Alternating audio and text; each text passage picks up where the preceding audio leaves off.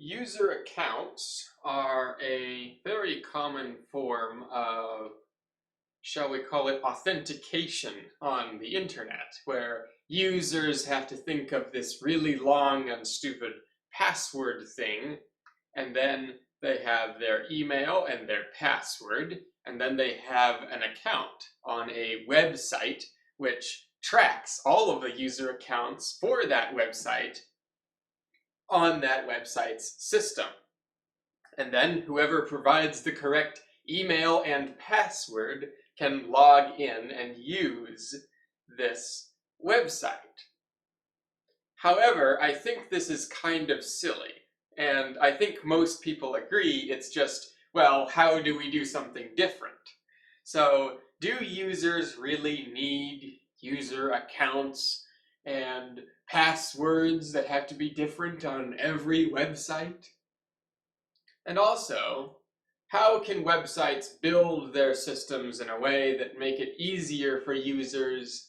Maybe they don't have to have user accounts.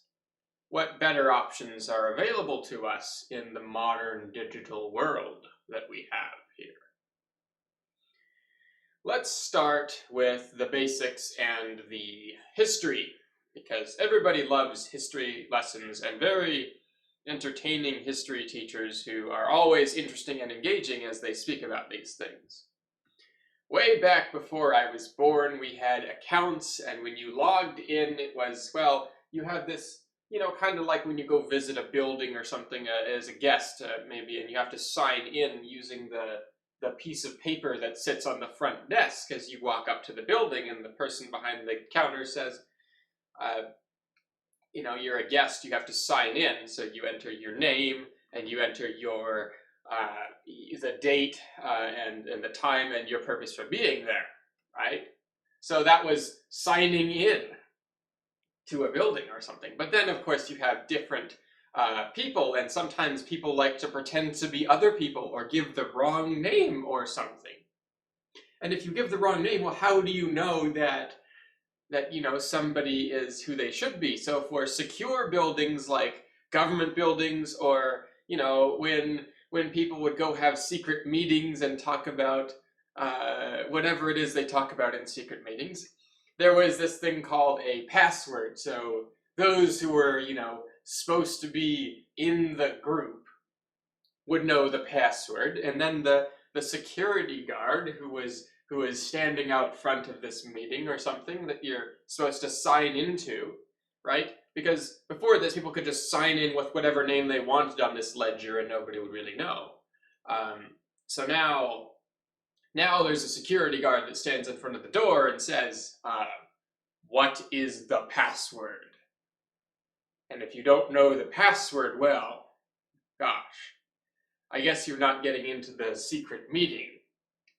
So there emerged over the history of time passwords that you had to know, secret codes, maybe a secret handshake or something like this, and it would be a way to protect the meeting from unauthorized access, right?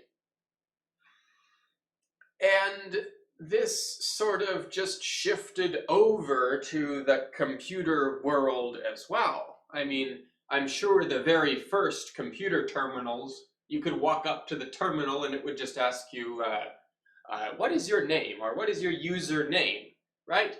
And then you could enter your username, and because you were in the building already, and because you were, at this university or wherever this computer was, we would just assume that you would give your name and not someone else's name, and then you could just get on the computer. But I'm sure also very quickly someone named, I don't know, Kevin Mitnick or somebody else of that nature, probably earlier, before Kevin Mitnick was even born or something, I don't know, someone figured out that I could just say that I'm somebody else. Maybe somebody who has a higher level of access than I do in this computer system. And then I can do whatever I want, right? And we all know this. This is all very basic stuff. And so then the computer operators decided we need to protect our computer system in the same way we protect our physical infrastructure.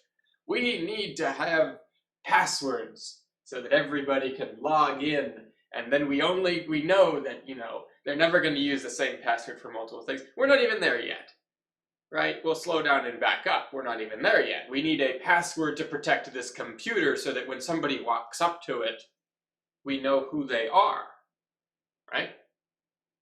So then computers got a little bit bigger and more powerful, and now a computer user, and to this day you still have a user on your computer, right, can run multiple programs and have access to their documents and their files, and all of that stuff, right?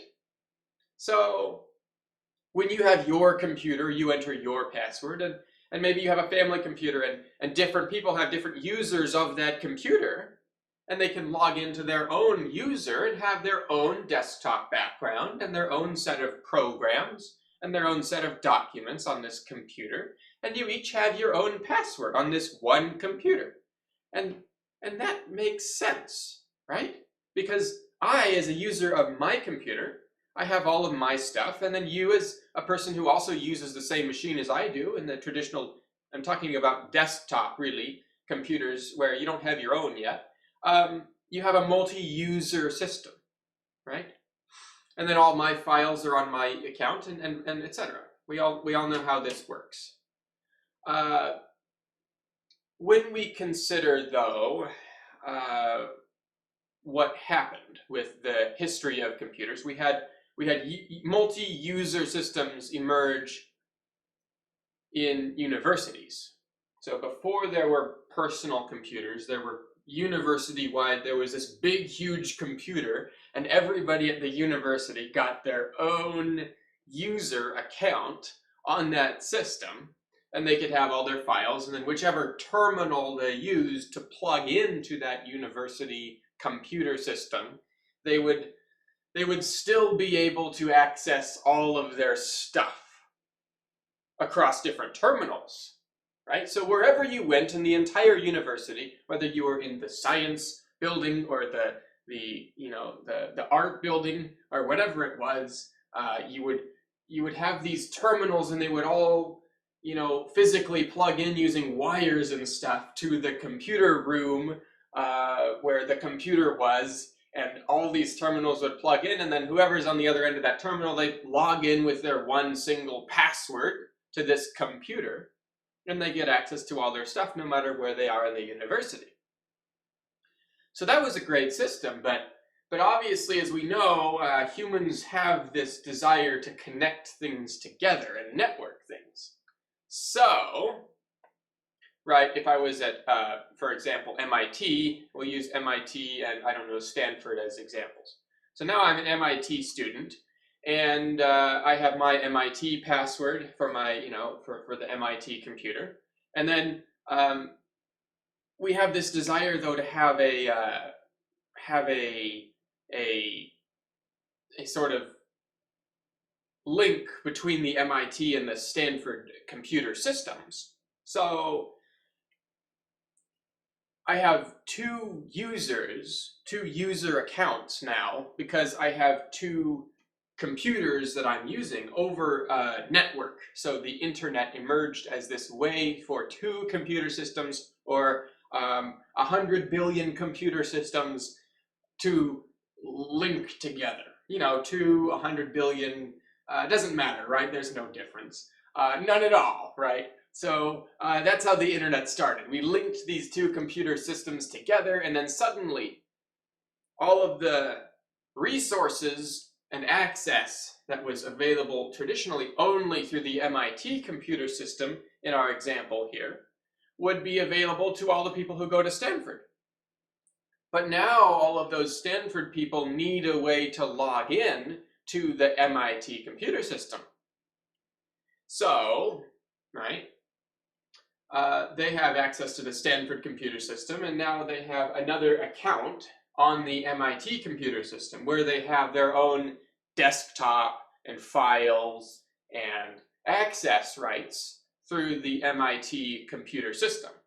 Even though they're talking to it through the Stanford computer system, It's the internet. It's interoperable ways of connecting different computer networks together so that you can still use the MIT computer system if you're at Stanford and vice versa and have all of your stuff. But it's not really all of your stuff, because when I'm on the MIT computer system, even if I'm connected through the Stanford computer system, right, maybe I don't still have all of my Stanford stuff within that context because I'm logged into the MIT computer system. Suddenly, we emerge into this world of multiple passwords, where now there are different user accounts on different systems, and this is how it all started. And then there was 100 universities. And then there were websites that emerged. Now it's not just universities connecting, now it's websites, and each website does its own unique thing. One of them does, you can get email through Gmail. One of them does Facebook, and all of these systems, their own computer. They are their own computer system. They have their own passwords, their own accounts, their own functionality, their own databases, right? With your own files and things that you can do when you log into that account. So now on my computer, I have my own local computer account on my desktop computer, right? Where I have all my files. Well, except for the ones that are on Facebook, or except for the ones that are on my email, or except for the ones that are on MIT system or different other systems, right? But I have some of my stuff locally on my local, system. And then I have to log into these other systems using a password so that I can access my data that is on those networks or within those computer systems. And that is where we are.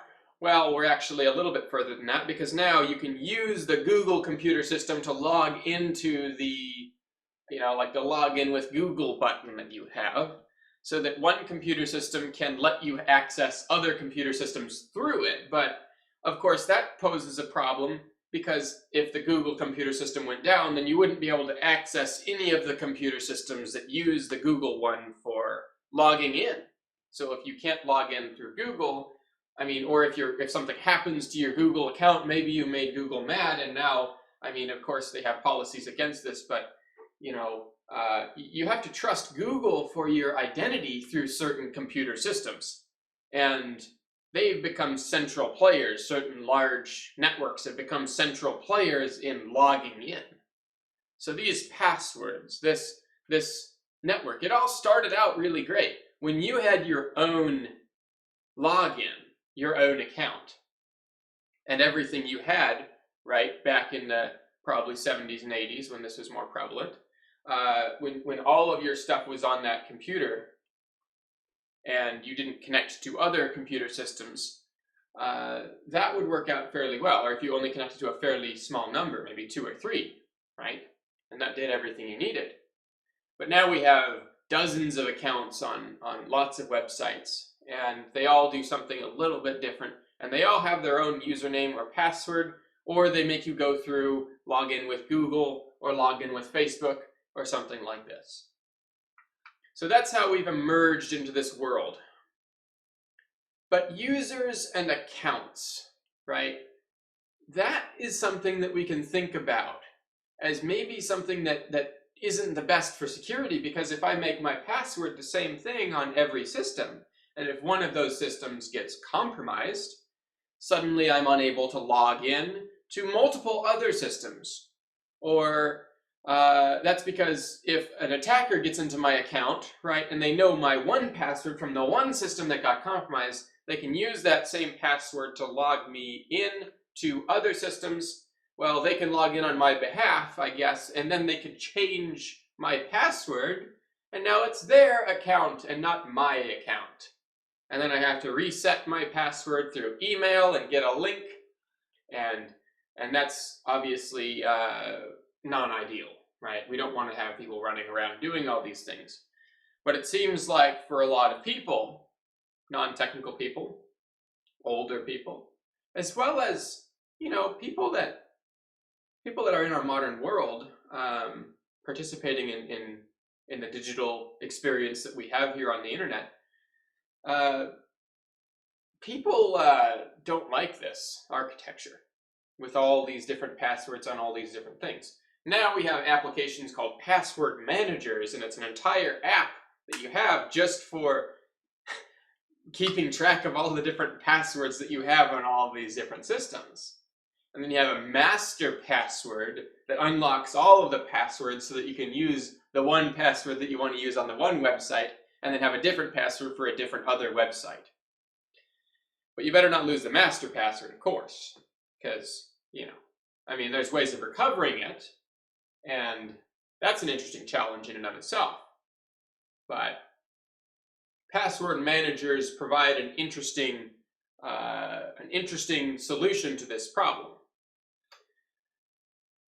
Now, we can sometimes think in terms of the users and their benefits and drawbacks of this, and sometimes we can think in terms of the websites and the benefits and drawbacks of this. When we think in terms of the websites, they get to run a computer system where everybody creates a profile, and then the website has this limited slice of this user's identity, really, all the things that user does on that website, and it can track that. It can do what it wants. It has an account, right? It has this data. From the user perspective, though, this isn't the best. If websites had to log into a single user account, right, this actually goes back to how it used to be. What if, back in a long time ago on these desktop computer systems, you would run a program and it would say, this app would like to make changes to your computer, or it would pop up with some other prompt, and it would ask for authentication in order to do certain things, right? It would ask for your permission in order for this third-party thing to do something on your computer or with your information. And you would have to authorize this, right? Even to this day, if you use a Mac, sometimes you'll have to enter your computer password in order to allow apps to do certain actions on your Mac computer, right? But we have all these added things on top of that. So if we could create a system that allows for computers to network together while still having just that one account that a user has on their own system, right? Where the user is at the center and then the applications have to request permission in order to do things. It means that the user only needs that one password, that one account, that one identity, and then the websites have to move around the way they do things in order to interface with those user identities and that user-held information. So we can provide solutions to this problem so that users don't have so many passwords by creating a standard interface between websites and people, so that when a website wants to verify a certain piece of information about a person, such as their name or something like this, so they know who this person is, they can request in a standard way, compatible across all websites. This user can prove the information. And how can the user prove it? Well now, and this wasn't the case back when the first computers were being created, now we have ways of doing what are called user-held keys. And users can hold certain keys, just like the keys to your car or the keys to your house, but these keys enable users to be able to create digital signatures that only that user could create. So no one else has this key. The key isn't the end-all be-all of a user identity. Of course, if you lose the key to your house, you can call a locksmith and get a new one. But in this context, we can use these keys to check that somebody is who they say, right?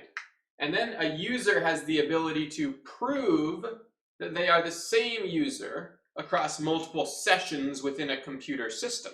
So that now, when a user uses a website, they don't need to use a password to log into that website. They can just say, here is my user key, right? Here is this key that proves, it's like a fingerprint really.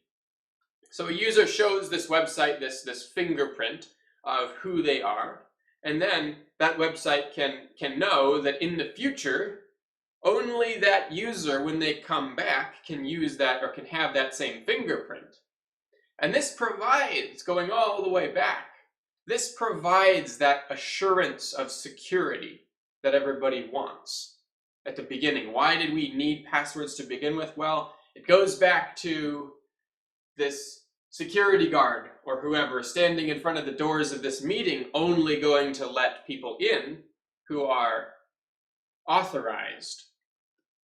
And when we have a fingerprinting system where a user can identify themselves uniquely and where only that user is able to identify themselves, no one else can forge their fingerprint in this context because of digital signatures and user-held keys on their computer, then that security card in this metaphor could have an index card with all the fingerprints of the people who are allowed, and then someone says, "Hi, here's my fingerprint," right? And the security card checks the fingerprint against the index card and says, "Yep, you're on the list, you can go in," or "No, you're not, you can't." But now the user computer is managing this type of information, and if there was a standard for all websites to follow that would track these types of fingerprints, then we could eliminate the need for websites to have passwords, and we could make it so that user accounts are a thing of the past. Now the website just knows the identity of the users, and it's been proven before any information even starts to be exchanged. So how would this work? There could be a standard for exchanging and requesting certain types of information between websites and users. I mean, my first name doesn't change very often. My address doesn't change very often. So suppose there's a social network and it needs my first name and it needs my zip code so that it knows, I'm Ty and I'm from this certain place, right? From Oregon. So we can have a social network that does this. And we can do it without the user needing to enter any information. So I, as the user, I have in my computer the fact that I know my first name and I know my zip code, right? I know where I'm from. And that's on my computer. So now, when I go to this website for the very first time, I've never made an account, I've never done anything. I say, "Hi, here's my fingerprint," right? The website says, "Oh, I'm going to look in my list of fingerprints that I know. I don't know who you are. I'm going to request your first name and your zip code," right? So now the user gets a pop-up on their computer screen, just like those old pop-ups that, this program would like to make changes to your computer or something like this. And it says, this website that you're visiting right now is requesting your first name and your zip code. And you can say yes or no, or you can say only my first name or only my zip code, but you don't have to type that in everywhere. You don't have to create a new account. You just say allow or don't allow. And now that information is sent in a standard way to the website. And that website can now use that information. So now it knows, firstly, if you look at it from the website's perspective, now someone walked up with a random fingerprint that I've never seen before. So I said, "I don't know who you are. I'd like to know your first name and your zip code so you can join my little social network or whatever," right? And what happened there is the website requested this information. The user provided, let's say they only provided their first name. So now the website can link and say, okay, well, I know that this fingerprint goes to this user who says that they have this first name, right? And because these fingerprints are unique and because they cannot be forged, I know that when I see that same fingerprint pop up again, that same user, I know it's that same person, right? So now this fingerprint pops up a second time and says, "I'd like to write a post," and then it says, "Here's the text I want to put in this post." And so the social network can ascribe, oh, this is the first name because I know that from before, and this is the thing that the user is wanting to write in their post. And so therefore I can say, Ty wrote a post that says, "Hello everyone, this is just my first post on this social network," or whatever. And so we can do this in a way that allows users to be put back at the center. We can have user accounts that don't require passwords. We can use digital signatures and user-held keys to make it so that when someone comes to a website, the experience is just as simple as when you walked up to that computer terminal in the university and all it asked for was, what's your name? You enter your name and then suddenly you have access to everything. Now, because it's on the user, their own computer system, that can be protected so that, you know, there's a password for that computer system so that nobody else can use that computer system, right? The one that you have on your desk. But that's where the authentication happens. It's between the user and that computer sitting on their desk. But once that computer sitting on their desk knows that they are a legitimate user of the system, somebody that's in my house, number 1, knows my password, number 2, right? That's pretty strong evidence. I mean, of course, there's people that are going to try to get around it, but now it's not breaking into a database and stealing 1 million records. Now, if you want to impersonate somebody, you have to literally break into their house and then get them to give you the password to your computer so that, you know, they can pretend to be you for a second until the police show up. And even then, those transactions and things that they might try to do can easily be unwound, and that's literally identity theft, home invasion, probably a bunch of other things that you know, bad people do, but that most people don't do, and that most people don't have to worry about. Because we live in a generally law-abiding society that doesn't, you know, tolerate that kind of thing, right? So, point is, now we have reasonably secure authentication for reasonably secure people so that they can access everyday websites and do everyday things without 1 million passwords. That's how this can work. Now, going back to this idea of fingerprints that users have, and they go to this this website and it says, you know, what's your first name, what's your zip code, and I say, oh, my name is you know, Elon Musk, and I'm from, you know, wherever. Obviously, I could provide wrong information. And how does this website know that my information is correct or not? That's where we introduce the web of trust. How can we establish trust relationships in a way that protects privacy while also providing authenticity for the information exchanged between websites and individuals about the identities of those individuals? Because in the most rudimentary sense, the identity can be just that fingerprint, and that works actually for some things, right? Where the user has just that fingerprint, and it's like, yeah, I'm somebody, right? I don't need to say who I am, I'm just somebody, and then I know that I'm that same somebody the next time I visit the website, right? And that's really how we can link identity.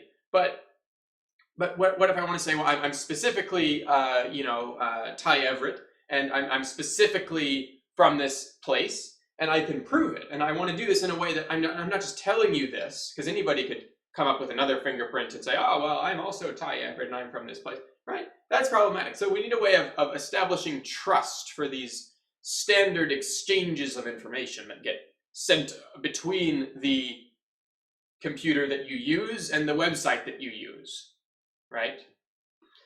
So that's where we start to think of certified information or certificates, like things that attest to the validity of certain information. It doesn't have to be anything, you know, crazy like a social security number. It could be something as simple as a library card. So when I went to the library, I presented them with a fingerprint, and I was like, here's my. I would like to check out a book, right?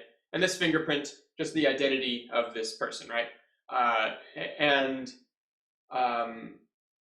So the library was, you know, issued me a book, and I returned it and this is of course a little bit silly because digital libraries, I guess you don't have to return books, although that would be an interesting concept if you had to return it, no one else could check it out until you returned it. But that's a little bit off track here. So maybe a digital library isn't the best idea, but Maybe it's a physical library, and you showed up and now you have a physical library card, and that's something that happens, right? Now you have this in your wallet, and then people in your local community could like say, I'd like to make sure that you're from around here. Do you have a library card? And it's, yeah, sure. Or maybe they'll of course just request to see your government ID because that's become the norm. But there's ways of establishing identity, is what I'm saying, and that's a negotiated process between parties. So when parties request to see certain identity documents or identity attributes, I can say, yeah, I'll show you this, or no, I'm not comfortable giving you my social security number in order to, I don't know, book an eye appointment or something, or whatever the case is, right? So the point is that parties negotiate and establish identity information, and that identity information is attested and certified.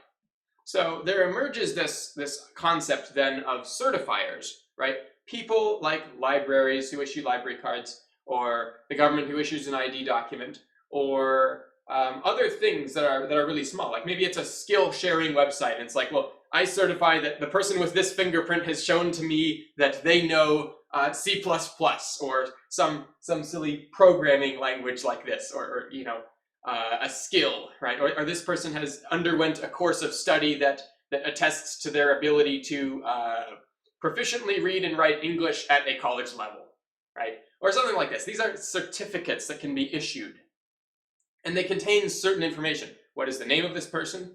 They don't all contain the same information, but they contain key value pairs, right? So like name, John Smith, skill achieved, English 1 or English 2 or something like this, right? These are key value pairs. They're like things that, you have an attribute like name or skill achieved or eye color or zip code or whatever, and then you have values like John Smith and C++ and blue and whatever the zip code is. So these are identity attributes, and they are certified by certifiers. And then if I go to a website, that website can request not only just what is my name, and I can give them that, but they could say, here's the people that I would trust. If you have a certificate from one of them that displays your name, I would like to see it. And suddenly this gets a lot more powerful than just getting rid of passwords. Now we have a way of establishing trust between people and negotiating the specific identity attributes that need to be shared. And the user's in control of all of this, because a website can request to see just my library card or just my skill attestation, or they could request a lot more, and I can choose how much of that I want to share. And it's also possible to build systems that actually blank out specific identity attributes, right? So blank out things that aren't required. So I can show you my driver's license, but I'm going to blank out everything except for, here's my first name, and here is a true or false, little attribute that is set to true once I turn 21. And suddenly I can say that I have a valid Oregon driver's license with my name on it that says that I am over 21. And that person who sees that document doesn't get to see my address or my date of birth or anything else. They only get to see that it's valid because it's been signed by a certifier using a digital signature that can be verified. So if you trust that signer, that person who created that document, then you can verify the digital signature, and you can obtain validation for the fields that have been certified, right? So now we can build very powerful applications that can do things that actually weren't possible before on the traditional internet where we have passwords. Because now we can privately exchange information about ourselves in a way that protects, in a way that allows for the verifier to get really confident that things are accurate. Because if somebody makes their whole business about verifying, certain attributes of someone's identity, like, for example, that this person knows, a certain skill such as ham radio or something, right? Then they establish a reputation for that. And if they start signing off willy-nilly on random people, then everyone's going to be like, I guess I can't trust that verifier anymore, or certifier rather. I guess the verifier of this information, who is wanting to know whether you know about ham radio, can't trust that certifier because they went off the deep end and started signing off random people, right? But reputable entities will emerge that only sign off on very specific things about people. And then identity. Identity can be shared across platforms. Identity can be proven, but privately and very limited scope, right? And the user's in control of the entire process. And if we want to create secure identity systems for the next generation of apps and services on the internet, this is the way to go. Because now there isn't one single central certifier that just, by decree, I declare this to be the truth. Instead, it is emergent. It allows every single verifier to choose which certifiers they're willing to accept and which certificate types from those certifiers they're willing to accept. Different types can emerge for things like digital identity documents, degrees from universities, skill attestations like I talked about earlier, library cards, any number of certificates that attest to identity attributes. All of these things can be verified, right? But a verifier gets to pick which certifiers they would be willing to trust if the presenter or the prover wants to provide those documents, and then which types of certificates they would like to request, and then for each type of certificate, which of the fields they would like to see, and which ones can be left, blanked out so that they don't have to, reveal all of their information. So maybe I do want to see your Oregon driver's license, but only to check if you're over 21. No other reason. I don't need to see your name. I don't need to see your address. I just need to make sure this is a valid Oregon driver's license and make sure that you're over 21. That's all. That's it.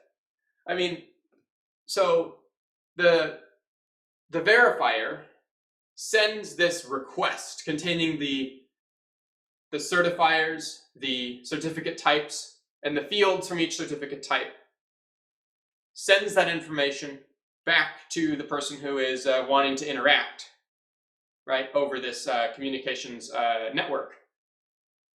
And then the prover, I'll call them the prover, the person that's presenting the information to the verifier, gathers together the documents that the verifier is requesting, right, from the various certifiers that, so now I open up my desk drawer here and I look through and I say, yeah, I have this one and I have this one and I don't have that one, but I get it together. And I pick which ones I'm willing to share and which ones I'm not willing to share. And I don't have to provide all of them. It's a negotiated process. And so I provide certain ones, and then they say, yeah, that's good enough. I'll let you through with, 3 out of the 5 or whatever the rules are for the particular thing that you're doing in the particular context in which this operation is occurring. Whether it's as complicated of a process as buying a house or applying for a mortgage, or as simple of a process as joining a social network that's only for people in your specific neighborhood. Now we can do all of these things. Now we have the ability to create certified identity networks, right? We have the ability to create new kinds of systems. And the user is able to choose how much of their information they want to reveal, which fields they want to blank out before the information is ever presented. And then the verifier, after receiving all of the fields that were securely exchanged between these two parties over the communications network, the verifier can choose whether to proceed. And that's how we can establish not only the solution with the fingerprints for users, but also certified identity information from trusted parties trusted by the verifiers, right? That's how we can establish a better standard for attested identity information on the internet. And I think that's pretty cool. I mean, I think there's some potential use cases here that I would like to see in the world. And then think about the other side of this. We can make this bidirectional. We can make it so that not only do users have the ability to present certified identity information from parties trusted by the websites they want to use, but also websites could need to provide specific types of certificates back to the user, right? So the website could need to provide, for example, a certificate from an auditing company indicating that they employ particular practices with regard to user data. And then users get to pick how much they trust that particular certificate from a website. So users can verify certificates that were issued to websites or service providers as well when making decisions about which websites or service providers they want to do business with. And that gives users a whole nother level of scrutiny over the products and services they want to consume online.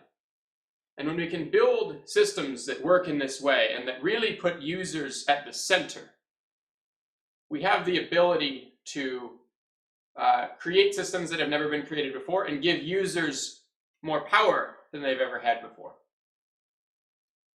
And so I've talked about services requesting certificates from users. I've talked about users requesting certificates from services they're using. The final thing that I want to say is that it's also possible for users to request certificates from other users. So now we have a network of trust that can emerge, so that when I'm dealing with somebody on these platforms, across these services and networks and communications systems, I can learn the identity of that person. Or maybe I just know their first name, but I also know that they have a license to come in my house and install a new electricity panel, right? So I want to switch out my 20 amp panel for a 100 amp panel in my house. So I can verify that, okay, I see this person's got their first name certified, and I also see that this is a valid certificate from a reputable authority for certifying electricians. So now we have user-to-user identity verification capabilities. And those are the things that can emerge on top of a network where we have standards in place for websites and users to communicate about certified identity information, and where we can eliminate the need for things like passwords by using digital signatures and user-held keys to sign off on identity attributes and attest to the validity of legitimate information, while making it extremely difficult for fraudsters to infiltrate the system and obtain these certifications from these trusted entities, because the trusted entities have an incentive to verify legitimate people and be very, apply a lot of scrutiny during that process. Well, apply the right amount of scrutiny, I should say. So, those are some thoughts that I have on passwords. And I started here by talking about user accounts. I'll end here by talking about user accounts.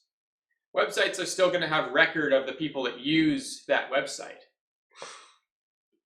But now those records are tied to a unique fingerprint protected by digital signatures and user-held keys, and there's not going to need to be a unique password for every website.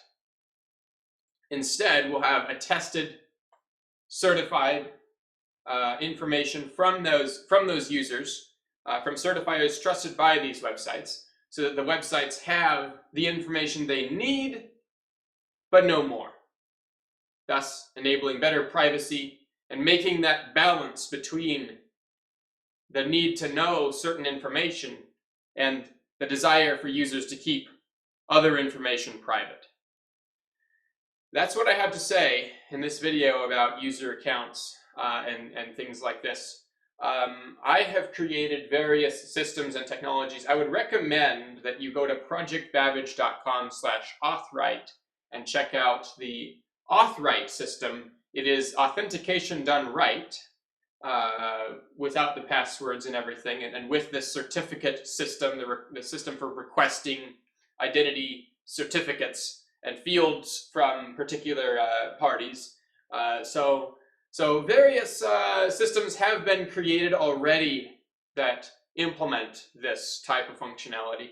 And so I would encourage developers and people who work on websites to consider adopting this into their tech stack so that they can, they can give users a little bit more control and do the right thing with user data. Thank you for taking the time to watch this notably longer video about this topic. I think it's very important for the future of the internet and for users and for service providers as well that we get this right. So I look forward to hearing your honest feedback about this and whether you think it's a workable solution to the problem of way too many passwords.